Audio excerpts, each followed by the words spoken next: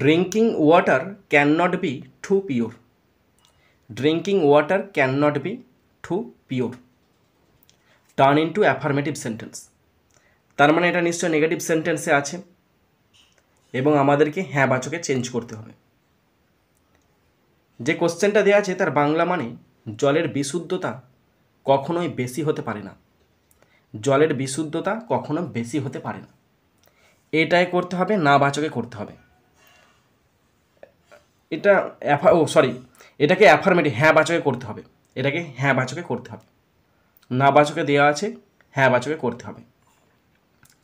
তাহলে তখন আমি যদি বাংলাটা বলি এরকম হবে, জলের বিশুদ্ধতা যত বেশি হয় ততই ভালো, তাই না?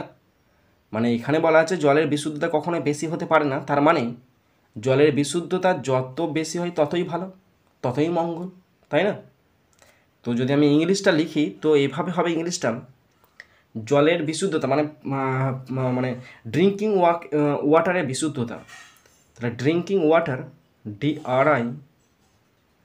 DRINKING, drinking water WATER, drinking water must always be MUST, must always ALWAYS, must always be very pure, must always be very pure, PURE, stop. জলের বিশুদ্ধতা কখনোই বেশি হতে পারে না।